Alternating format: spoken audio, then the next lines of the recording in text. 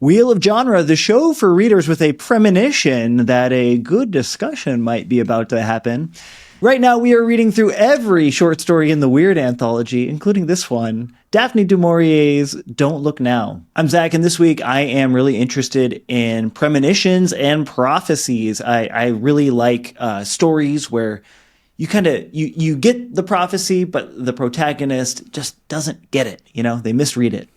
Bob, I'm interested in skepticism. Similar, Zach, when you get these prophecies, are you going to believe it or are you not going to believe it? I'm Chris, and I'm interested in how this book got into an anthology of stories of the weird, considering that, in my opinion, Daphne du Maurier is known as a gothic fiction writer, and I feel like the weird was a reaction to gothic and a way to get away from gothic. So I was very interested in seeing her name in this.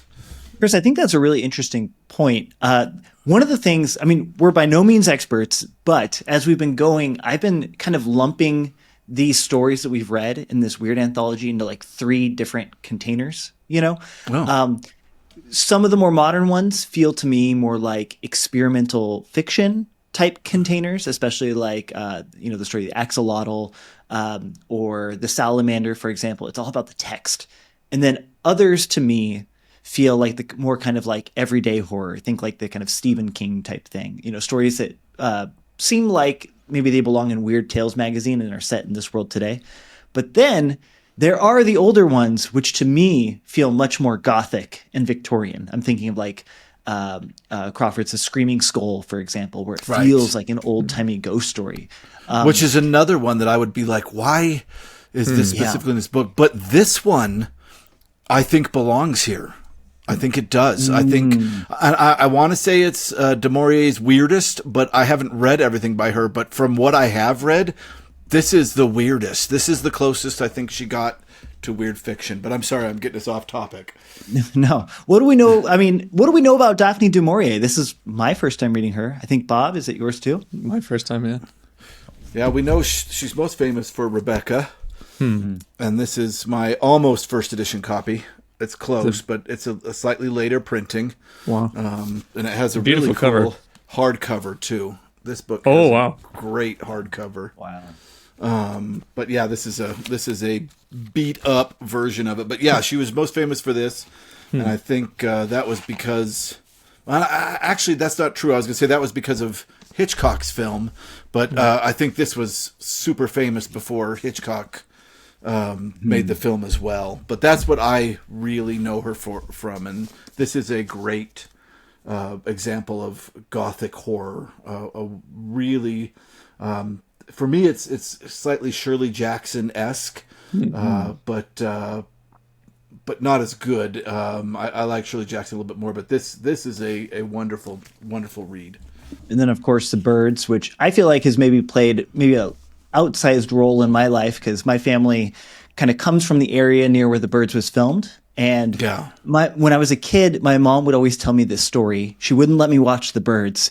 And she would say, when I was young, she was like, I watched The Birds, and then it terrified me. It scared me. And then just 2 days later, I walked outside of my house and I saw when bees like move from nest to nest and it like kind of darkens the sky a little bit. You know, there's thousands of bees in the air. You know, they're migrating. That's probably a colony, a hive. Yeah. Yes. A hive. Yeah. Yeah. And she said she was just paralyzed with fear, you know, and it left an outsized impression on her life. So she wouldn't let me watch The Birds. And then when I finally watched it, I was like, this isn't scary. But that was it's so scary. It's so scary. My early 2000s brain as a teenager was like, this wasn't that bad. I completely forgot she wrote The Birds. And you're absolutely right. And it's interesting because now I'm thinking, would The Birds work in this anthology as well? I think it would. I really do. I've never read it, but I think the movie final scene would. Yeah, that's kind of a weird attack of birds. Yeah, that's interesting. It feels very weird. I forgot about The Birds. one of the final scenes when they're in the diner and everyone's giving their own hypothesis of why this is happening. I think that's very weird because they can't pinpoint down exactly why the birds are attacking, and everyone has a religious lens or a scientific lens or a revenge, like a nature avenge itself lens. That feels very weird. You just made me think of M. Night Shyamalan's movie The Happening. One of his worst films, not great, but yeah, the question is, why is nature doing this to us at the end? And yeah, they don't come to a conclusion either. Oh, what's the buzz? Tell me what's happening. It reminds me of if anyone's seen Birdageddon. That's what I think of now. Never seen that. Probably not worth watching. But, that's a sequel to Armageddon, right? Armageddon 2, mashup. The burdening. So Daphne du Maurier, she wrote 18 novels. We already talked, 3 movies adapted by Hitchcock. I guess we haven't mentioned Jamaica Inn being the other one. Jamaica Inn's big too, and I do have a copy of that, but I'm not going to This one was adapted by Nicholas Roeg, and it has very humble origins. I just heard this morning. It kind of surprised me. Where did this idea for this story come from? She was on holiday in Venice, and the story came to her after she saw 2 elderly twins and mistook a little person for a child. And I was like, really? That's it? Yeah, in a cafe. Yeah, and it's a short story.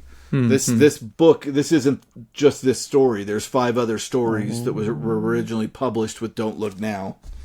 So what happens in this one, guys? This is great. There is a couple. So we're going to talk about the movie later, too, which is different in a few ways. But the book, the way it starts is the couple is off on vacation. They've had a very tragic thing happen in their life. They've lost their young daughter, but their the elder son is still alive. He is at a boarding school. So they go to Venice for vacation. In the movie, it's a little bit different, but they're there for vacation. And they start seeing these 2 elderly women who keep kind of watching them, and eventually they start to make jokes like, what's going on with these people? Are they just people in disguise? Is this a scam? And so the woman goes and talks to them, and they tell her, look, we know you're grieving, but we see your daughter right next to you. And so she, of course, is like ecstatic about this. And when she returns to her husband, they talk about it, and he's like, look, they're just making stuff up. They can just see that you're grieving. They can see they're taking advantage of you. Don't believe what they say. But she has changed completely. She's been very, very, very depressed.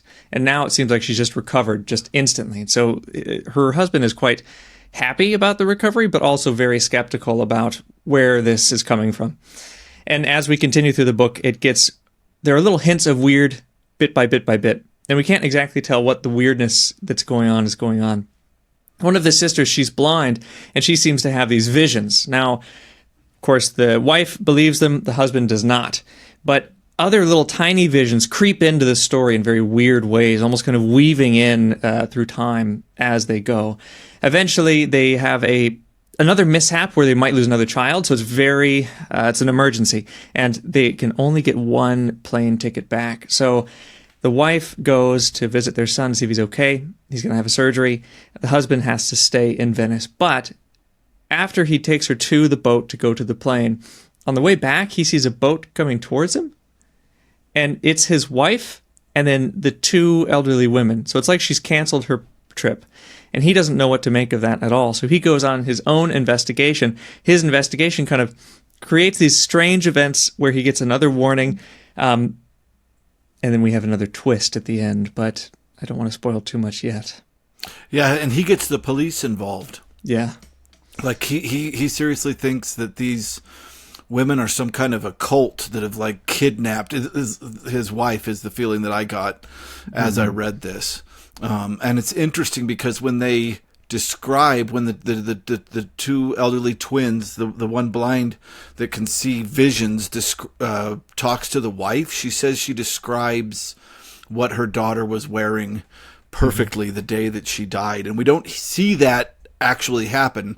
We just have to take the wife's word for it. And I think that that's a huge, and I know you guys want to talk about this from your intro, but I think that's a huge part of this book is the idea of premonitions and what would that look like, and how could a misinterpretation of a premonition mess somebody up. Mm-hmm.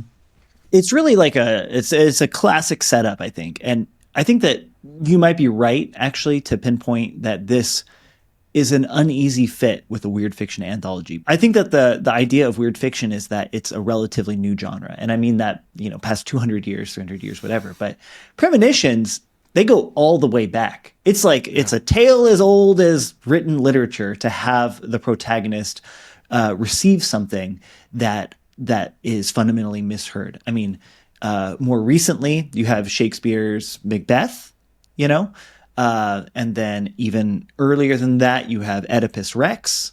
Yeah, that's where I was going. Yep. Yeah. And then I'm sure, though I can't think of one right now, there's a premonition in Homer, but I am blanking on it at the moment. Yeah, right at the very beginning of the Odyssey, there's a blind man that gives a premonition. Mm-hmm. And then, of course, modern, you have Kung Fu Panda. Oh, yeah. Yeah. That's right. Like, straight up. If he didn't go to the jail, none of that would have happened. To me, like, what this is doing to me isn't necessarily participating in anything that, like, started in kind of like a Lovecraft or post-Victorian thing. It's really playing into the tropes of something much older, something much more like, I don't want to say literary. Literary is not the right word, but much more traditional in literature. Yeah. Yeah, I think for me, the last page is what made it work for the weird. Mm-hmm. I think that final twist, which we haven't revealed yet, falls right in line with a lot of these weird tales. A lot of these weird tales were interested in that specific concept, but we'll get into that later. I think spoilers be damned, Chris. You just go right ahead. Well, let's do premonitions first, and then we'll get to the end. I think that this one does do something different by not having by having the protagonist himself be a prophet of some sorts, but not knowing it.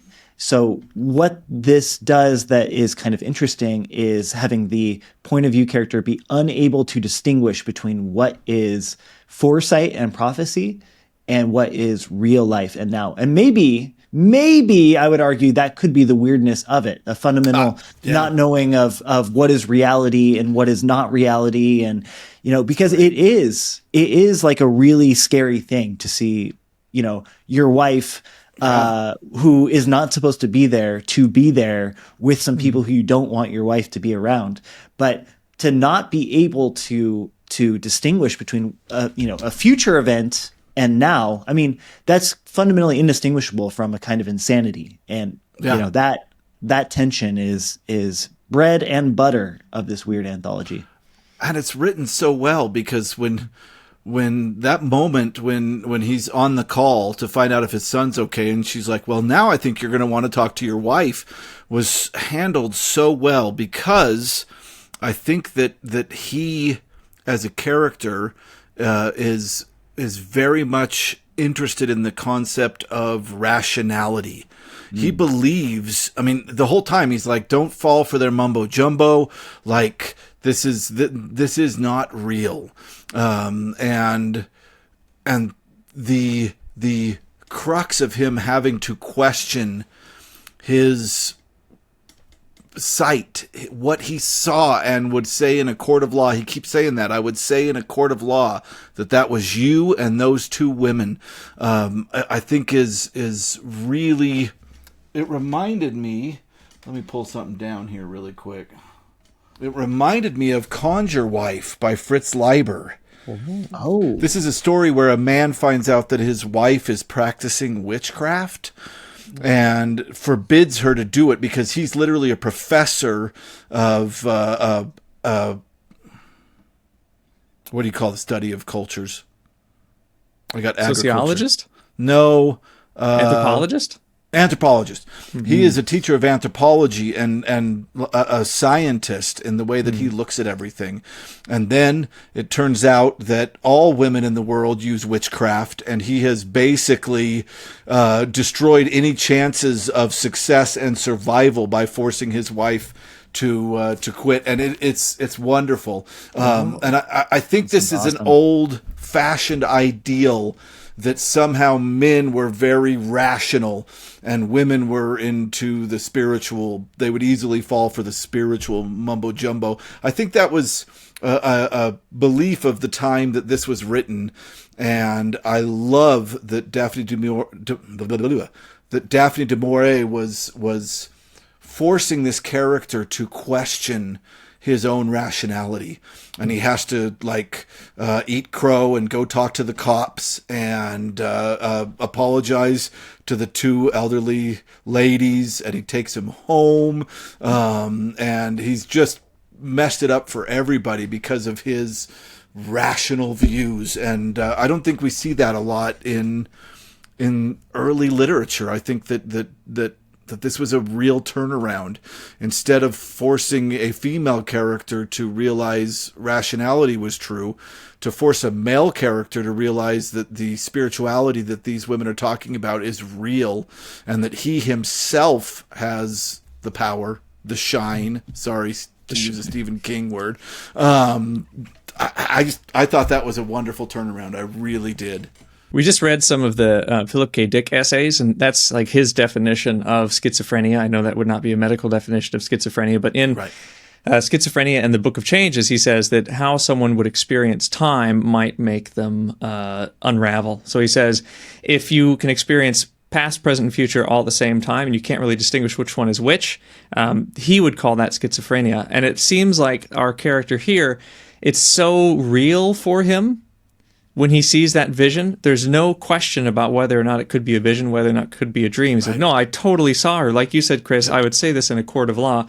And I think it's interesting that the elderly woman, maybe she's been having these visions for so long. Maybe when she first started, she also said, no, I'm seeing the truth right before me right now. This is present. Maybe she eventually figured it out, but it seems like for her right away, she knows that she's having a vision and that it's not exactly what everyone else is seeing. But for this guy, it's no matter what he sees, it's what everyone else is seeing, and it must be reality. He can't, it's not just that he doubts what he's seeing. He is 100% sure that's what he's seeing, but he can't get the idea of that it could be different for someone else. Yeah. Yeah, he's so confused. And I feel for him as I'm reading it, because he's just like, no, I saw you. How are you in England? No. I think that the confusion is really, the stakes are really upped in this by the fact that we start off with the death of a child, because everything has added weight because of that. Like, as they're in Venice, grief is permeating everything around them. A large amount of like their interactions with each other and the way they're interacting with the world are kind of in response. And as they're processing in real time the death of their child. And then when they get the phone call about their other child having appendicitis, we get this line here. Anxiety had drained the color from her face. She turned to him, distraught. It mightn't to you, but it does to me, she said. I've lost one child. I'm not going to lose another. So like at stake behind everything here is now, what if we lose the second child? And now also with his relationship with the wife and these two twins, at stake there is, what if I lose my wife? Like, it's fear of loss that is creating the stakes in this story, and is coming from both ends. Yeah. Well, and I have another brother. He died when I was like 11, and watching my parents grieve through that, and I of course had to grieve as well, but watching my parents, and then when I had a kid, I think Stephen King talks about the scariest book he ever wrote was Pet Sematary, because that deals with the loss of a child. I think that's like the big grief. That's like the worst possible scenario I can think of. So the drive in this story, I think the stakes are absolutely high. Definitely. Yeah. And it's really beautifully handled. She's a great writer. So we've been dancing around spoilers, but I think it's time to lift the veil, guys. How does this thing wrap up? So, and it's really funny because when I saw this movie, I was probably, I think I was in I was an undergrad when I saw this movie. I took a film class, like the one film class I took. And he showed this movie, and it was the most off-the-wall thing I had seen. And I was familiar with Rebecca at this point, and I was like, gosh, this filmmaker must have, like, changed so much of this story. But nope. The main character in the story is plagued by visions that he thinks are his child, because his child died in a red raincoat. I forgot what the British Macintosh. Yeah. And there is this seeming child running around Venice that seems to be in distress. And so he starts following this child that may be a ghost of his daughter around, and he finally she starts running, and somebody's chasing her, and he starts running with her, and they get into this room, and he slams the door and bolts the door and turns around and is like, hey, you're safe now. That guy's not going to get you. You're safe with me. I'm a friend. And the person turns around, and it turns out to be a little person, and she shakes her head no, pulls out a knife, and like ninja throws it into his neck. And that's the ending of the story, and it is not what I expected. It really that to me qualifies it right there for the weird. And this is maybe a part that didn't age well. I know that on the movie, one of the main actress in the movie, in one of the interviews I was watching today, said that she felt when she took the role that she maybe didn't want to, because she thought that the concept of making somebody that already has to deal with being othered, even more othered, she didn't like that very much. But that was what year was this story written? Ooh, good question. Yeah, I didn't even look that up. Normally I have this written down. Right, but, me too. Yeah. It was written in a year in which you could still write things like this. We'll say that. 1971? Oh, 1971. Is it that late? I guess so, Wow. yeah. Yeah, that is kind of late. Or is that the movie? Wow. Well, I do think that there are formal reasons why you might want it to be a little person. Mainly because you have this undercurrent of throughout the story of there is a serial killer on the loose. We are finding bodies, things like that. In order for him to mistake the serial killer for his child, in order for him to like mistakenly think that, because for him, this is almost like him saying, maybe the prophecy, maybe I do have prophetic powers, maybe there is a spiritual element, but he does it mistakenly. You couldn't do it mistakenly unless the person was roughly the same size as his child. A child, yeah. Yeah, and it's interesting because I'm playing devil's advocate a little bit, but well, in the end, his rational side betrays him, because he should have maybe stayed rational on this aspect. Don't go following people running around in Venice in raincoats.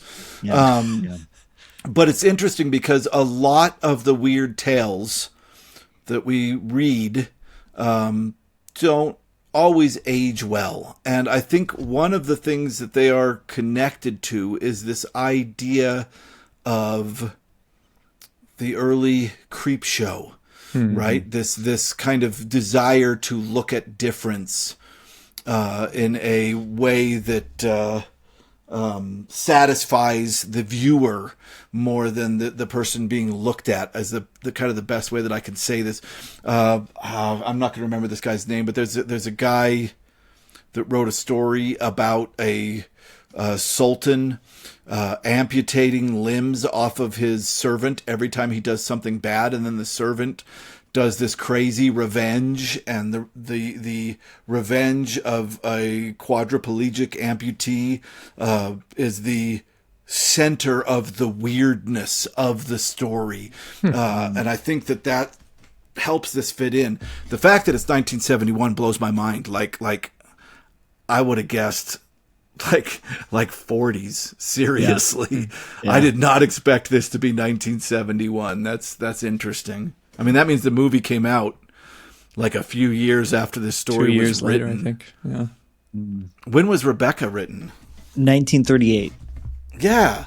Wow. So, yeah. She had a long career. I mean, my goodness. She did. Yeah. Yeah. So yeah, I think that I mean, I'm not going to lie, when I watched this movie for the first time, I was shocked by that ending. I was completely shocked. And it was I was filled with terror, which was the point of the film. I don't know if it could be made today. Yeah. But it was, as a matter of fact, made into a movie then, and we are going to talk about that in 24 hours. We are going to drop that episode where us three are going to discuss the film version. So I'm looking forward to it. Talk to you later, Bob and Chris. See you in the Premonition, Chris and Zach. Whose Premonition? I'm not sure. Talk to you later, Bob and Zach. And hello, fellow lovers of the liminal and the weird.